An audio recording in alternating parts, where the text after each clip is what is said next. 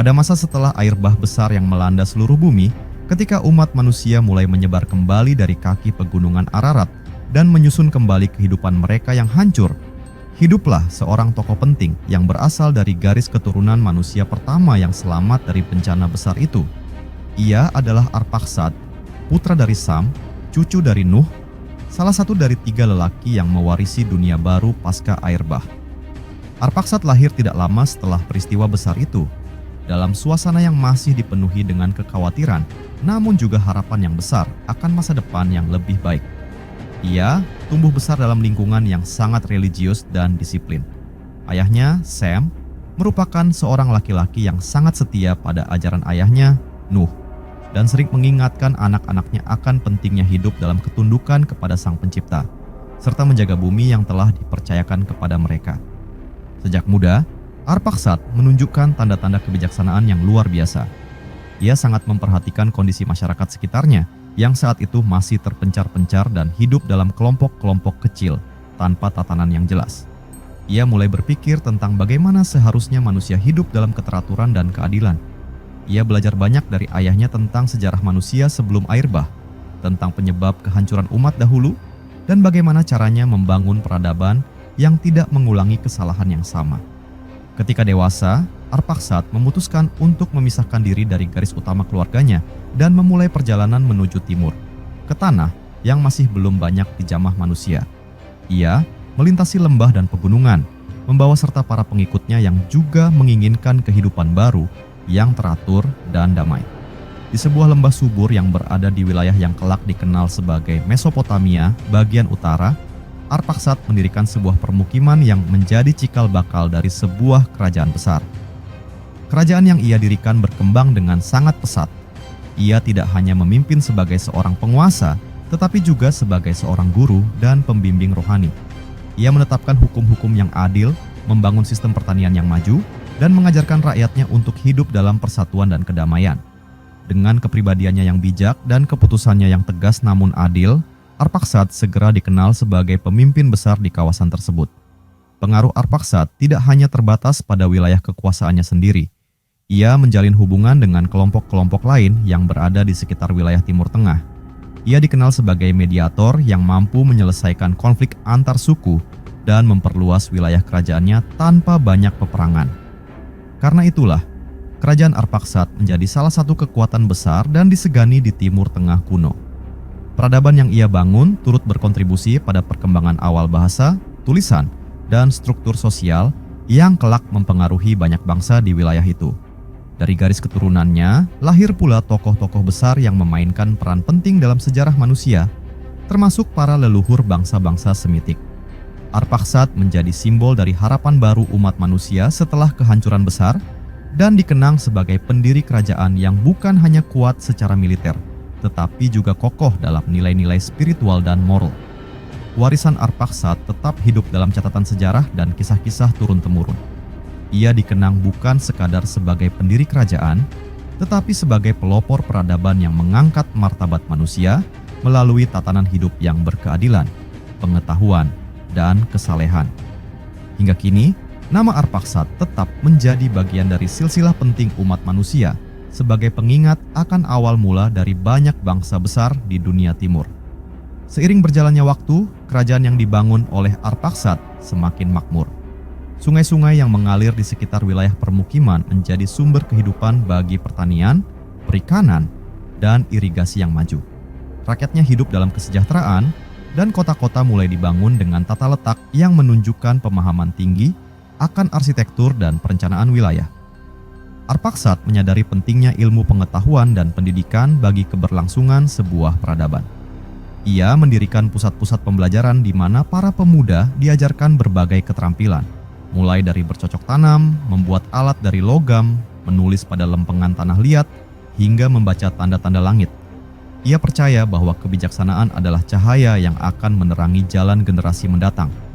Dalam upaya menjaga nilai-nilai luhur yang dia warisi dari ayah dan kakeknya, Arphaxad juga menetapkan hari-hari khusus untuk peribadatan bersama. Ia sering memimpin sendiri upacara-upacara keagamaan yang dilakukan di tempat tinggi, menghadap ke arah matahari terbit sebagai lambang harapan dan cahaya dari Sang Pencipta. Ia mengajarkan rakyatnya bahwa kekuasaan tidak boleh menjadi alat penindasan, melainkan harus digunakan untuk mengangkat kehidupan sesama.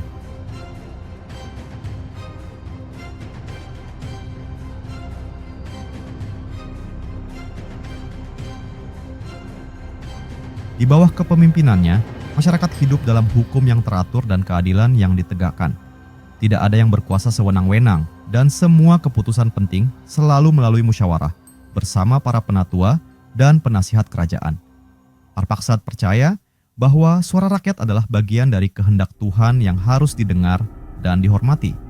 Arpakshad juga terkenal karena kepandaiannya dalam menjalin aliansi. Ia mengirim utusan ke wilayah-wilayah tetangga, membawa hadiah dan surat persahabatan.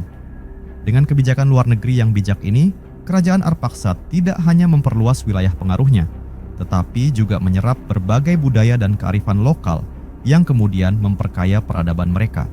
Ia membuka jalan perdagangan dan pertukaran ilmu pengetahuan antara bangsanya dan bangsa lain, bahkan hingga ke wilayah yang kelak dikenal sebagai Persia dan India kuno. Ketika usianya mulai menua, Arpakshad tidak menjadi lemah dalam semangat. Ia justru semakin sering mengumpulkan rakyatnya untuk menyampaikan pesan-pesan kebijaksanaan dan warisan moral. Ia mendorong para pemuda untuk tidak hanya menjadi prajurit yang kuat, tetapi juga pemimpin yang berhati bijak. Ia mempercayakan tugas-tugas kepemimpinan kepada anak-anak dan cucunya yang telah ia latih dengan teliti selama bertahun-tahun. Akhir hayat Arpakshad datang dalam ketenangan. Ia wafat dalam usia lanjut, dikelilingi oleh keluarganya dan rakyat yang mencintainya. Seluruh kerajaan berkabung, bukan hanya karena kehilangan seorang raja, tetapi karena ditinggalkan oleh sosok ayah, guru, dan pemimpin yang telah membentuk fondasi kehidupan mereka. Ia dimakamkan di sebuah tempat yang tinggi menghadap ke arah timur, sesuai dengan kebiasaan yang ia tetapkan semasa hidup. Setelah kepergiannya, nama Arpakshad terus disebut dalam kisah-kisah lisan, nyanyian rakyat, dan catatan batu yang diukir sebagai penghormatan. Generasi demi generasi terus mengingatnya sebagai pembangun pertama sebuah kerajaan besar yang tidak hanya dikenal karena kekuatannya, tetapi juga karena keadilannya, kebijaksanaannya, dan ketakwaannya kepada Sang Pencipta.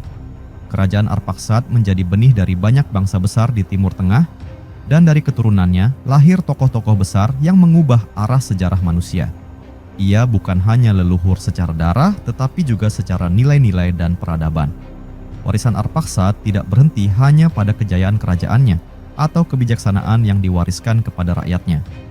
Ia meninggalkan sebuah cetak biru peradaban yang kelak diikuti oleh keturunannya dan bangsa-bangsa lain. Tidak hanya berupa struktur pemerintahan dan hukum, tetapi juga dalam bentuk nilai-nilai spiritual, norma sosial, dan cara hidup yang teratur. Setelah wafatnya Arpakshad, kekuasaan dilanjutkan oleh putranya yang telah dipersiapkan sejak lama untuk memikul tanggung jawab besar itu. Arpakshad telah mendidik anak-anaknya bukan hanya untuk menjadi penguasa, tetapi juga pelayan rakyat. Ia menanamkan pemahaman bahwa kepemimpinan adalah amanah suci dan bukan hak yang boleh digunakan semena-mena.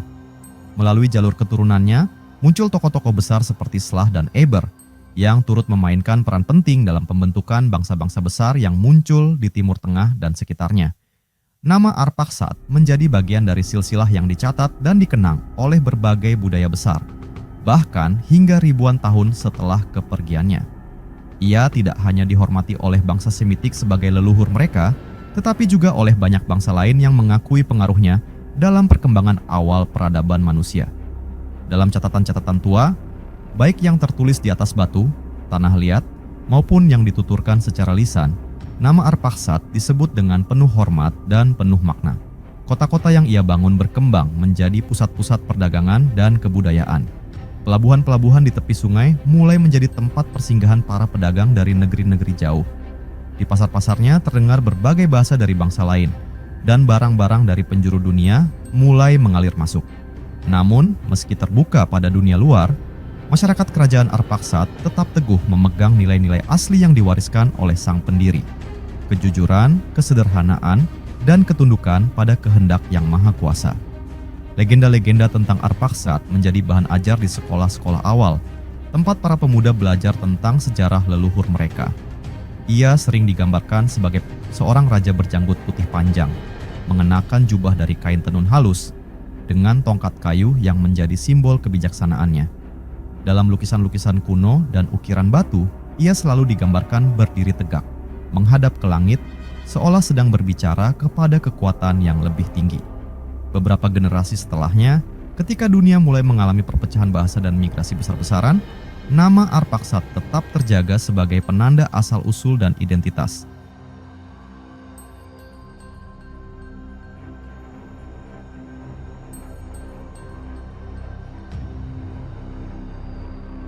Meskipun bangsanya tersebar ke berbagai arah, semangat dan ajaran Arphaxad tetap hidup di antara mereka. Bahkan sebagian dari keturunannya dipercaya menjadi leluhur para nabi dan pemimpin spiritual yang memiliki pengaruh besar dalam perkembangan agama-agama besar di dunia.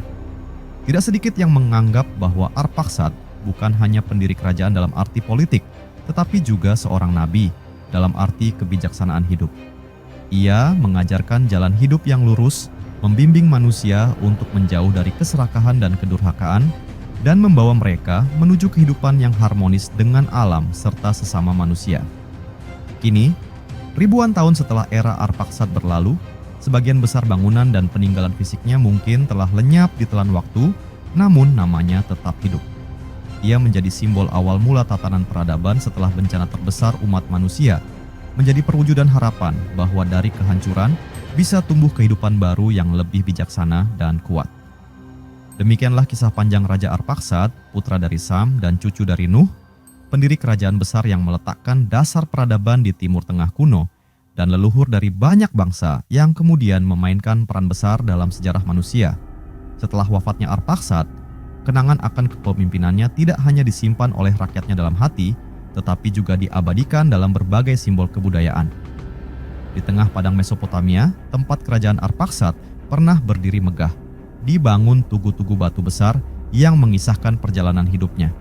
Lempeng-lempeng tanah liat bertuliskan aksara kuno, mencatat undang-undang pertama yang ia tetapkan, pidato-pidato kebijaksanaan yang ia sampaikan kepada rakyatnya, dan kisah-kisah moral yang ia ajarkan sejak masa mudanya. Masyarakat yang hidup berabad-abad setelahnya sering kembali ke reruntuhan kota pertama Arphaxad untuk melakukan ziarah. Mereka membawa persembahan hasil bumi dan air suci, berdoa agar keberkahan dan kejayaan yang dulu menyertai kerajaan Arphaxad dapat kembali menaungi tanah mereka. Arphaxad tidak hanya dipandang sebagai tokoh sejarah, tetapi menjadi bagian dari kepercayaan spiritual masyarakat kuno. Ia disebut dalam doa-doa sebagai leluhur agung yang membawa cahaya ke dalam kegelapan pasca air bah. Kerajaan yang ia dirikan menjadi pusat budaya yang mengilhami bangsa-bangsa lain. Struktur pemerintahannya yang adil menjadi dasar dari sistem pemerintahan awal di berbagai wilayah Semitik.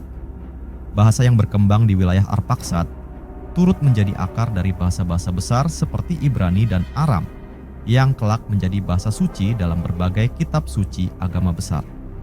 Dengan demikian, pengaruh Arphaxad tidak hanya terbatas pada zamannya, tetapi menjangkau jauh ke masa depan dan menyentuh aspek spiritual, sosial, dan intelektual peradaban manusia. Keturunan Arphaxad tersebar ke berbagai penjuru tanah timur. Salah satu cucunya, Eber, menjadi leluhur bangsa Ibrani. Dari garis ini, bermunculan nabi-nabi besar dan tokoh agama yang menghiasi sejarah kepercayaan umat manusia. Melalui garis keturunan inilah, nilai-nilai yang diwariskan oleh Arphaxad terus berkembang dan menyatu dalam kebudayaan serta sistem keyakinan yang hidup hingga ribuan tahun setelah masanya. Rakyat Arphaxad yang telah lama hidup damai di bawah kepemimpinannya menjaga kisah-kisahnya sebagai warisan luhur. Para penggembala yang tinggal di gurun, para pedagang yang menyeberangi sungai besar, dan para petani di lembah subur, semua mengenal dan menghormati nama Arphaxad.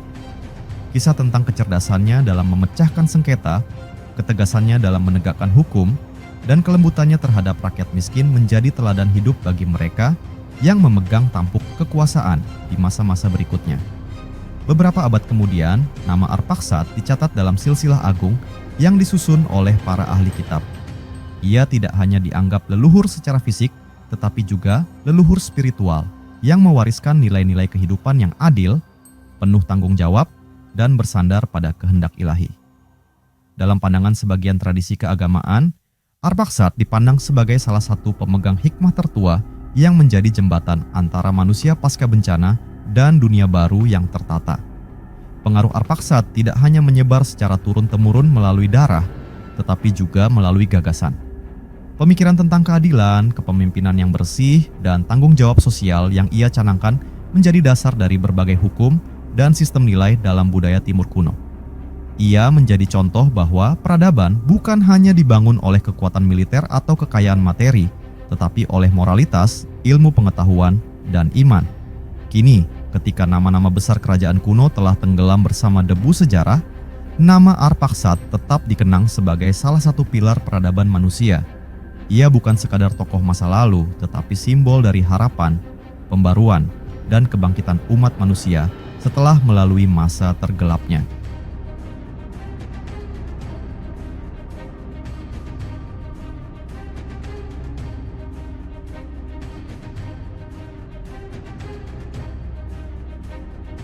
Sosok Arphaxad mengajarkan bahwa dari kehancuran yang total, jika dipimpin oleh kebijaksanaan dan keyakinan, umat manusia dapat membangun kehidupan yang lebih baik dan lebih mulia. Seiring waktu terus bergulir, kerajaan yang dibangun oleh Arphaxad tidak hanya menjadi saksi bisu dari peradaban besar yang ia bangun, tetapi juga menjadi sumber inspirasi bagi banyak bangsa yang lahir kemudian. Jejak-jejak Arphaxad tetap terpatri dalam sistem masyarakat, tradisi, dan keyakinan mereka. Nama Arphaxad diucapkan dalam nada penghormatan dalam doa-doa, upacara adat, dan kisah-kisah rakyat yang dituturkan dari generasi ke generasi. Dalam wilayah-wilayah yang dulunya menjadi bagian dari pengaruh kerajaan Arphaxad, para ahli sejarah kuno dan cendekiawan mempelajari peninggalannya dan menyusun ulang pengetahuan yang diwariskan dari masa ke masa. Mereka menemukan sisa-sisa artefak berupa alat pertanian dari perunggu, prasasti kuno yang memuat silsilah leluhur, serta catatan perdagangan yang menunjukkan keterhubungan ekonomi yang luas antara kerajaan Arphaxad dan bangsa-bangsa lain, bahkan hingga wilayah Laut Tengah dan dataran tinggi Persia. Dari peninggalan budaya tersebut, tampak jelas bahwa Arphaxad memiliki visi jauh ke depan. Ia tidak membangun kerajaan hanya untuk dirinya sendiri, tetapi untuk masa depan umat manusia. Ia melihat pentingnya menjaga keharmonisan antara manusia dan alam, antara pemimpin dan rakyat, antara kepercayaan dan kehidupan sehari-hari. Inilah sebabnya mengapa sistem pertanian yang diterapkan pada masa pemerintahannya begitu selaras dengan musim dan kondisi tanah. Petani-petani pada masanya tidak hanya digerakkan oleh keuntungan, tetapi juga oleh prinsip menjaga keberlangsungan hidup bersama. Pendidikan juga menjadi pilar penting dalam pemerintahan Arphaxad. Ia membentuk sistem pendidikan berbasis rumah dan pusat-pusat pengajaran di mana anak-anak belajar tidak hanya membaca dan menulis, tetapi juga tentang tanggung jawab sosial, nilai-nilai keluarga, sejarah nenek moyang, serta pentingnya menjaga kebenaran dan kejujuran. Bahkan, dalam banyak tradisi, ia dikenal sebagai pelopor pendidikan moral yang mengakar kuat dalam sistem sosial bangsa-bangsa Semitik. Rakyat dari kerajaan-kerajaan tetangga datang ke wilayah Arphaxad bukan hanya untuk berdagang, tetapi juga untuk belajar. Mereka membawa kembali ke negeri mereka ajaran-ajaran Arphaxad tentang keadilan, sistem pemerintahan yang terbuka, serta tata cara beribadah yang mencerminkan kesederhanaan dan kesungguhan. Dengan demikian, ajarannya tidak hanya tersebar melalui darah keturunannya, tetapi juga menyebar melalui diplomasi, perdagangan, dan kebudayaan. Tidak mengherankan jika banyak tokoh besar dari masa-masa kemudian merujuk kembali pada kebijaksanaan Arphaxad. Ia dianggap sebagai mata rantai penting dalam penyebaran nilai-nilai tauhid, keadilan, dan kepemimpinan yang bijak. Bahkan dalam sebagian silsilah yang dihormati di kalangan para nabi dan pemimpin spiritual, nama Arphaxad selalu berada di garis awal, menunjukkan bahwa warisan yang ia tinggalkan menjadi fondasi yang kokoh dalam perjalanan sejarah manusia. Sebagai bentuk penghormatan, berbagai kelompok etnis yang berasal dari keturunannya menyematkan nama Arphaxad dalam nama tempat, nama anak, dan kisah-kisah hikmah. Ia menjadi simbol kemurnian garis keturunan, pilar kebijakan dalam pemerintahan, dan panutan dalam kehidupan spiritual. Raja Arphaxad, sang pendiri kerajaan yang lahir dari garis keturunan manusia yang selamat dari kehancuran besar, tidak hanya menjadi raja di zamannya. Ia menjelma menjadi mercusuar yang menerangi jalan umat manusia menuju peradaban baru. Ia adalah pemimpin yang tidak hanya memerintah, tetapi membimbing. Ia adalah peletak dasar bangsa, perintis moral, dan pembaharu kehidupan. Dan walau jasadnya telah lama menyatu dengan tanah yang dulu ia bangun, namun namanya, ajarannya, dan warisannya tetap hidup dalam ingatan umat manusia yang menghargai kebenaran, kebijaksanaan, dan harapan. Berabad-abad setelah masa kepemimpinan Raja Arphaxad, gema pengaruhnya masih terasa kuat di seantero Timur Tengah. Di sepanjang lembah-lembah yang dulunya menjadi jantung kerajaan, masyarakat masih menjaga tradisi-tradisi yang diwariskan oleh sang pendiri. Ritus-ritus syukur musim panen, sistem pembagian hasil pertanian yang adil, serta hukum adat yang menekankan tanggung jawab kolektif. Semuanya masih berakar kuat pada ajaran-ajaran yang diperkenalkan oleh Arphaxad semasa hidupnya.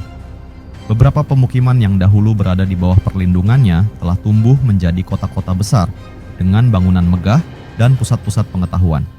Di antara reruntuhan kuil dan istana, para arkeolog dan ahli warisan budaya menemukan lambang-lambang tua yang menggambarkan sosok Arphaxad sedang duduk dalam posisi mengajar, dikelilingi oleh anak-anak dan orang tua, gambaran yang menunjukkan bahwa ia dihormati bukan hanya sebagai raja, tetapi juga sebagai guru umat dan penjaga moral.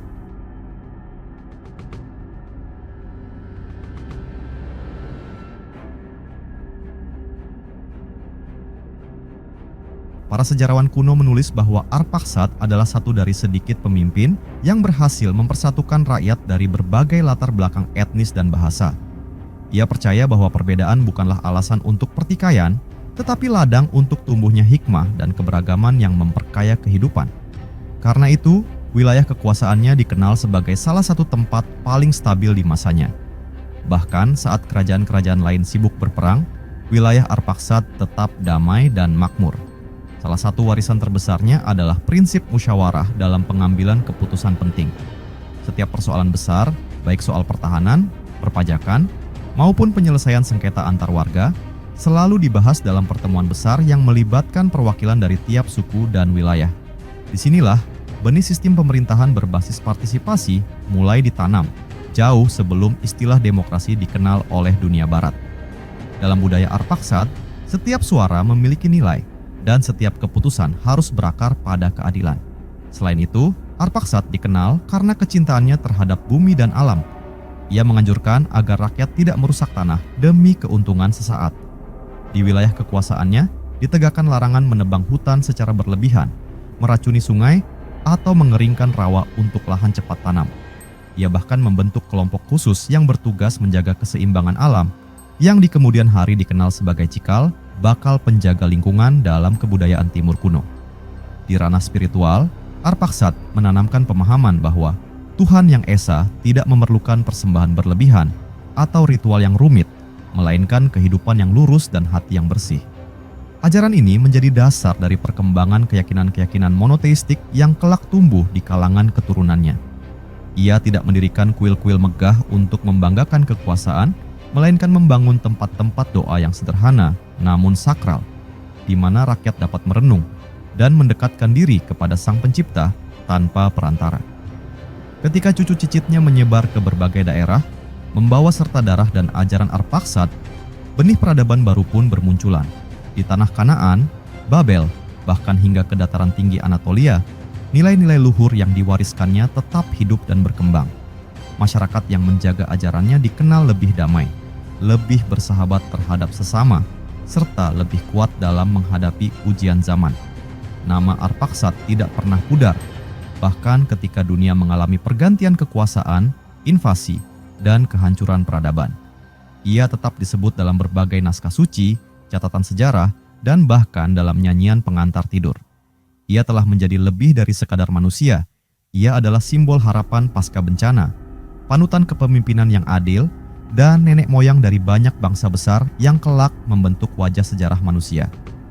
Hingga kini, warisan Arphaxad terus menjadi pengingat bahwa peradaban yang agung tidak dibangun dalam semalam, dan tidak hanya dengan pedang dan istana. Ia dibangun dengan visi, kebijaksanaan, keimanan, dan cinta terhadap sesama manusia. Dan Arphaxad, dalam segala kebesaran dan kesederhanaannya, adalah contoh sempurna dari itu semua. Di masa-masa setelah kematian Raja Arphaxad, keturunannya terus memelihara warisan yang ia tinggalkan.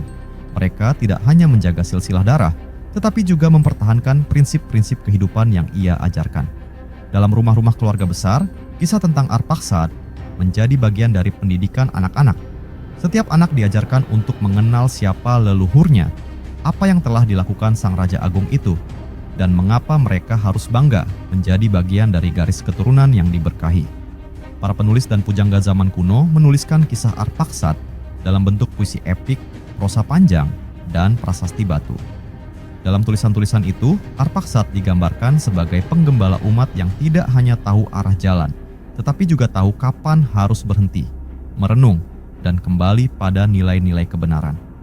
Ia menjadi figur ideal dari pemimpin yang tidak terikat pada ambisi pribadi, tetapi menjadikan kebaikan bersama sebagai panglima dalam segala tindakan. Bahkan dalam masyarakat yang berkembang jauh dari pusat kerajaan Arphaxad dahulu, nama dan ajarannya tetap dikenal. Kelompok-kelompok pengembara yang melakukan migrasi ke arah barat membawa kisahnya ke negeri-negeri yang jauh. Di sepanjang jalur perdagangan kuno, nama Arphaxad diucapkan dengan penuh hormat. Pedagang dari negeri-negeri lain mencatat bahwa masyarakat dari garis keturunan Arphaxad adalah bangsa yang jujur, tidak mudah terprovokasi, dan sangat menjunjung tinggi kepercayaan serta perjanjian dagang. Kehidupan spiritual rakyat pun terus berkembang di bawah pengaruh ajarannya. Tempat-tempat peribadatan yang sederhana dibangun di atas bukit-bukit dan di tepi-tepi sungai, tempat di mana orang-orang dapat menyepi dan mendekatkan diri kepada Tuhan, sebagaimana Arphaxad sering lakukan semasa hidupnya.